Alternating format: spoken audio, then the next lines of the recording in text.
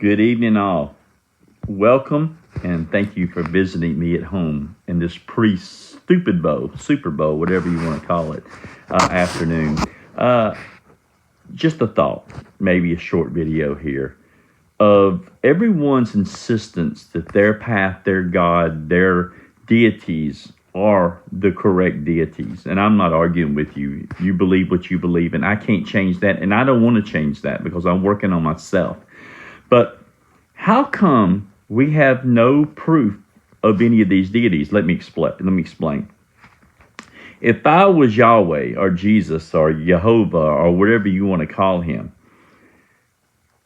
and I wanted to prove myself, instead of using manuscripts in the past that have been changed, credited, whatever, we don't know how we got them, and I wanted to be the one true God, I believe I would manifest myself. You know, if we supposedly had a Mount Sinai experience, it's time for another one. If you are the true God, if you are the true way, the true Savior, whatever, you know, where is Jesus at? Why has he not manifested himself in any way? And you say, oh, he only manifests within the heart. Well, that's so easy to say. Because I believe that when we are put into this construct, into this matrix that we live in, we are plugged into a belief system. I was born in Birmingham, Alabama in 1965, so I was plugged into the normative Christian understanding. Jesus was God, God was God, and he died for my sins, and that's what I was plugged into.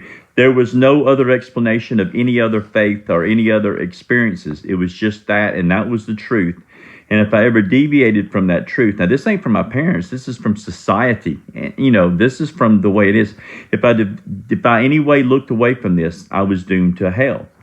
And there's other ones who are plugged into Islam in the same way. If they leave Islam, they're doomed.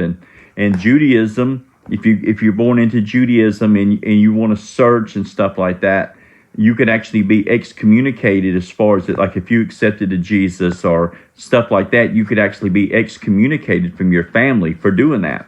So really, once we are put into this matrix, into the system that we're living in, we're not given much freedom to search for truth. We're not able to seek other records and other books and other expressions to really decide what we want to do. And if you're brought up in a secular or atheist, you really have no interest. You know, it might be the best brain way to be brought up. I'm not saying I am that. I'm just saying you don't have the baggage that I or a Muslim or a Jew or a Hindu or something would have behind us.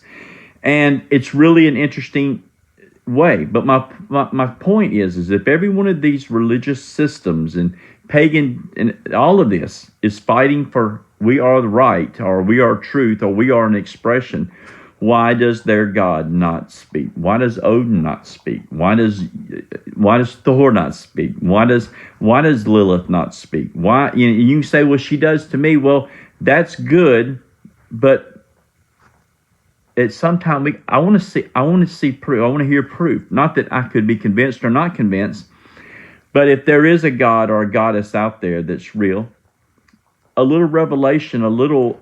Hey, I'm here. I'm here, not just from these books that's been around for thousands of years that we don't even truly understand, and we can't even believe that they're really true. But where is your expression? This is not a pro-atheist point, or it's nothing but thinking outside the box. So if you believe in the consciousness, or you believe in and whatever, what's the proof? You know. In my life, in my journey I've been on lately, I'll just be so, not confused, but just angered at the fact that sometimes I feel that there's nothing. There's nothing. It's just us here doing the best we can to make it through this construct, to this matrix that we're living in, making the right choices, hoping that our family, children, grandchildren see that we're trying to be the best we can. But a lot of people I see with manipulations, saying if you don't live this way, you're going to be doomed to a hell, or if you don't do this way, you're lost God's going to be mad at you, which doesn't even make any sense. If a supreme being would be mad at you because he created you with a free will and you're exploring your free will, so he's going to damn you for that. Okay, gotcha. But this video is just, as all of mine, is to think outside of the box. All right, obviously, if you're watching me, you have unplugged yourself from your system of belief that you were brought up in. But what now? What now? I have searched the Norse. I have searched paganism. I have searched the Coburn Bible, all of these different things, and I find truth, and that's what I live on. I go by that. But what about in your personal experience? What are you finding? What is your proof? Or do you have any proof? Or are you just living in the system?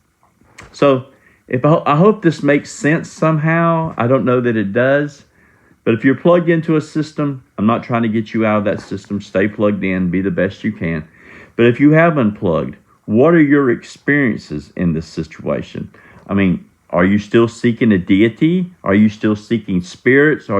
What are you doing now? Are you just trying to be the best person you can be in this dark world we live in, knowing that whatever you do isn't going to change anything anyway? So drop down in the comments. Give me some comments. What are you doing? What are your suggestions?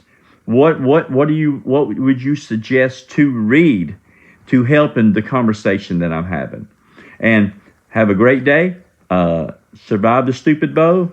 Spring's coming. We'll get planting some greens and gardens and stuff like that soon. But until then, have a fantastic day.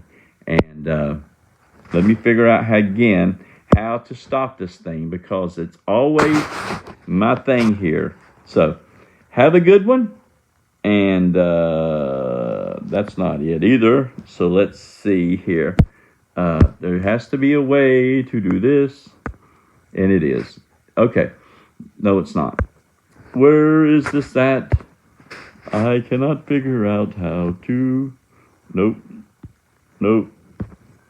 Definitely not.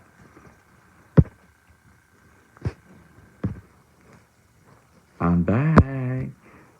So have a good day. And let's see if I can get out. Thank you.